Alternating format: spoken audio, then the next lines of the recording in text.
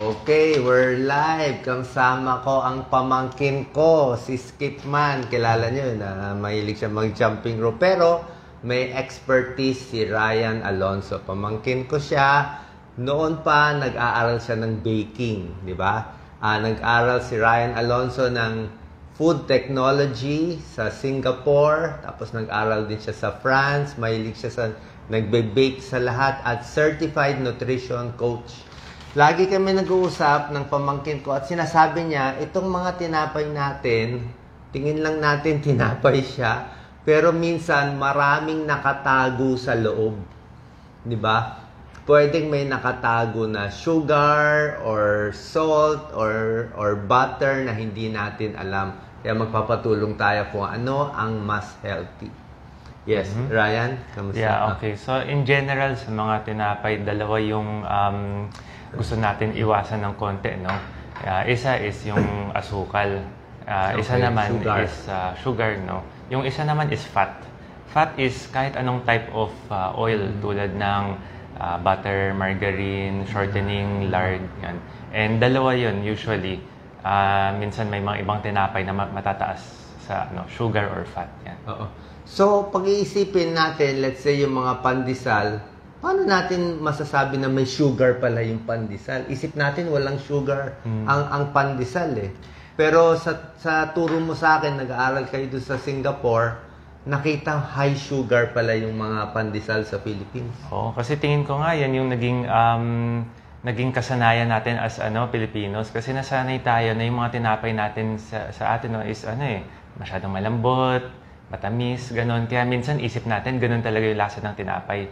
Pero yun pala, nasanay tayo. Yung mga tinapay nila, matataas na pala sa sugar. So, isang general idea is mas malambot na tinapay, tendency, mas mataas sa asukal, tsaka mas mataas din sa fat. So, pag yung pandesal, mas malambot, like ito, ang lambot-lambot nitong pan na to, chinek mo, di ba? Mataas pala ang sugar. Pwedeng tingnan yung nutrition labels. So, kasi ikaw inaaral mo rin, kasi nag-i-invent siya ng mga iba't ibang mga bread. So, para lumambot to, para malasa, mabango, paano ginagawa siya? Sa tulad nito, no? Pwede natin i-compare nga itong dalawang tinapay. Diba? Okay. Ito is, sabihin natin parang yung regular tasty bread natin siya. Okay. Kung mapansin nyo, medyo malambot siya. Malambot. Pwedeng tiklopin, gano'n. Okay. So, isang general guide lang is medyo mataas yan sa asukal. Yeah. At saka sa fat. Kasi Bakit niya kailangan ng fat? Fat, tulad ng mantekilya, di ba? Nakakamaganda yung texture niya sa natin. Pag nilagay siya sa loob ng dough, tendency, lalambot din yung dough. Kaya naging masarap siyang kumain. Kaya pag hinawakan mo, oily yung kamay mo. May Possible. oil, di ba? Ito naman, tingnan natin ito. Tawag dito is parang mga European bread to eh. Kung tingin niyo, parang medyo mas siya, Matigas. mas matigas. Pag fina-fold niyo siya, possible na mapunit siya, di ba? In general, mga European bread na ganito, mas wala siyang asukal, mas wala siyang fat na nilalagay sa loob. So mas healthy siya. Pero pagkakainin mo, matabang. Medyo mas matabang siya.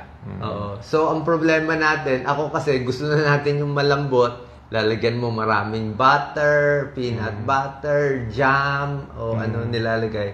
Mataas na pala siya. So tulad nito, medyo mas mataas na siya kumpara dito sa sugar tsaka sa fat. Tapos kung nilagay pa natin ng extra sugar, extra butter, medyo hindi gusto natin iwasan sana yun. So yung pandesal, okay naman, baka wag lang masyadong marami. Lalo na kung may diabetes or overweight. Pero kung healthy naman, pwede naman, di ba? Pwede naman. Mag-exercise na lang. Siya, mga health buff to. Paano naman yung mahilig sa mga pastries, tsaka mga cakes, o ibang usapan nata to? Palagay natin ganito. Okay, mga pastries, no? Unahin Sample, natin ito. Ito, mga pie, no? Mga chicken pie, ganon. Okay. Yung recipe kasi nitong mga pie is siksik siya eh. Kung pansin nyo, yung tinapay, di ba? Pag kumagat kayo ng tinapay, medyo mahangin siya, airy.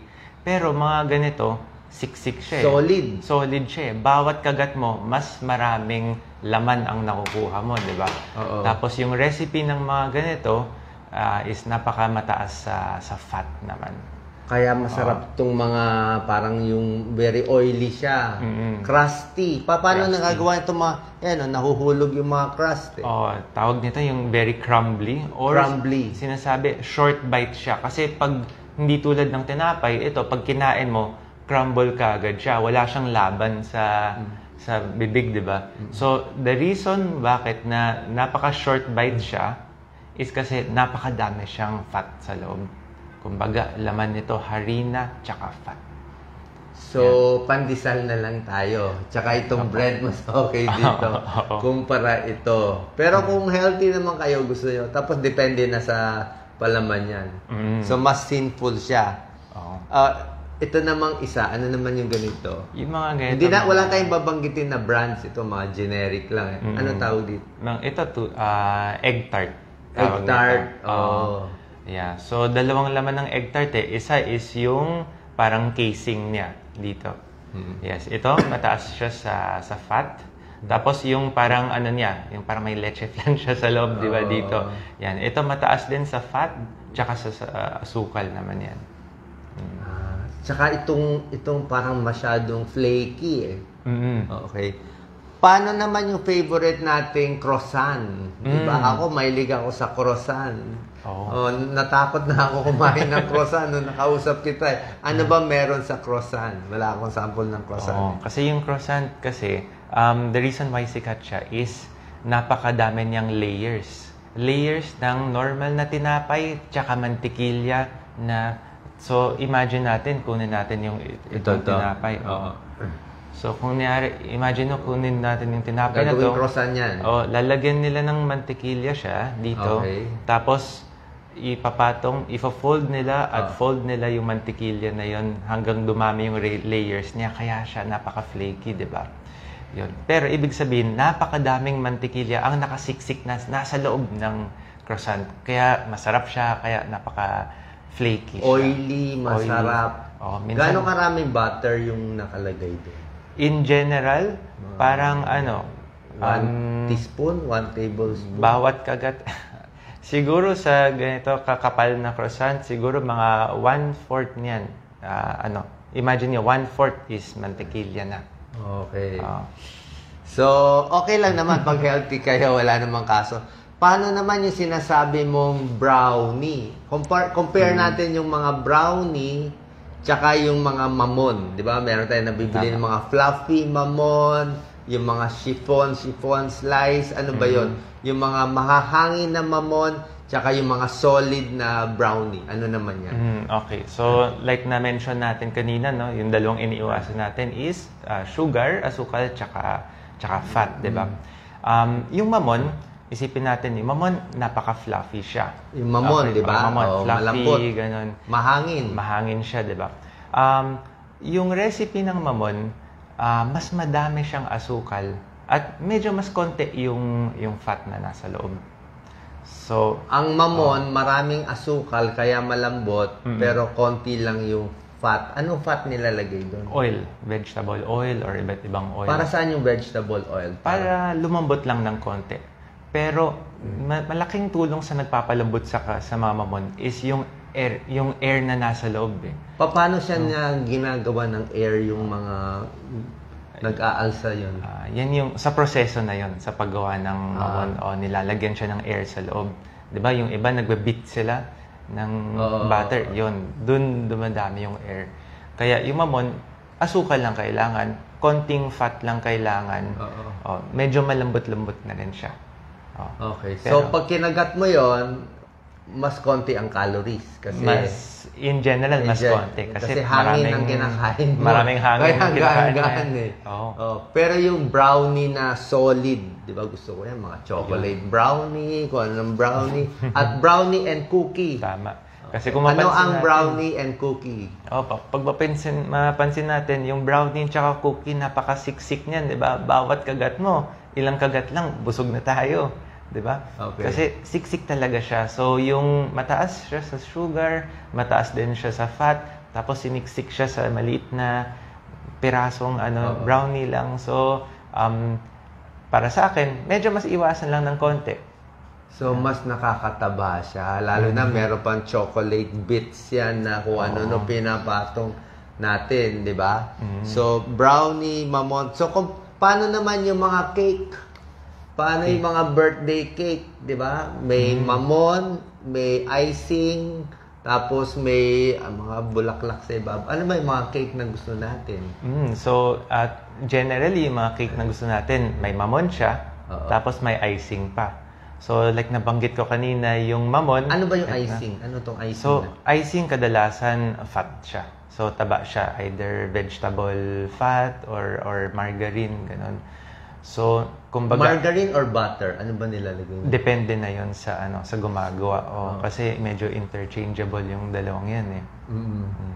Okay. So, pag itong mga pandesal, i-compare natin, pandesal ba o kanin? Anong difference nito? Siyempre inisip natin pag magda-diet, ito na lang tinapay para konti lang makain ko, di ba? Pag kanin kasi, 2 plato, kaya natin kainin. Pero in general, anong difference ng carbohydrates ng tinapay at kanin? Kasi yung tinapay, tulad nito, or mga pandesal, ganun. So, may flour siya sa loob. May flour na. Yan yung simple, yan yung carbohydrates. Tapos, nilalagyan din siya ng ibang bagay tulad ng sugar, ng fat. Pero, yung tinapay naman, mas fluffy siya. So, ilang kagat lang, medyo mas nabubusog na tayo. Mahangin. Yung kanin naman is, yung carbohydrates lang, na wala ng additional na asukal. Wala nang additional fat sa loob. Kasi kanin, palay lang yun eh. Tapos niluto lang eh, di ba? So wala na siyang dinagdag pa sa loob. Pero pwede natin sabihin, mas siksik konti yung kanin. Di ba? So depende na yun depende sa dami ng kinakain mo. So sa Pilipinas, magtataka kayo pag ang pandesal at yung bread natin ang tatamis. 'Di ba? Pwedeng sausaw mo lang sa kape. Pero sa ibang bansa, ang tinapay nila walang lasa. Tsaka makunat. Para sa atin medyo makunat, pero sa kanila minsan, lalo na sa yung mga European countries, gusto nila yung talagang ningunguya yung tinapay. Bakit yung mga French bread, ang titigas, tsaka ano ba, healthy ba yung mga French bread na matitigas? Yung mga... Masasabi ko na healthier compared sa mga tinapay na nilalagay pa ng mga asukal at fat. Pero kung bakit nila na-prefer yun, tingin ko naging parang naging sa kasanayan lang talaga. Na tayo dito sa Asia, mas mahilig tayo sa mga matatamis. Ito naman. Lastly, ano naman to? Anong klaseng bread to? Ito. Tawag nito is polo bun. Polo bun. Okay. Ano so, kung nakita niyo, 2 parte siya. Ito, parang regular na tinapay. Okay. Tapos dito sa taas, may cookie naman siya sa taas. Kaya para siyang parang may cookie yan sa taas. Matamis to eh. So, pag kinain mo siya, parang sinabay mo yung isang tinapay tsaka isang cookie sa bawat kagat. Cookie to.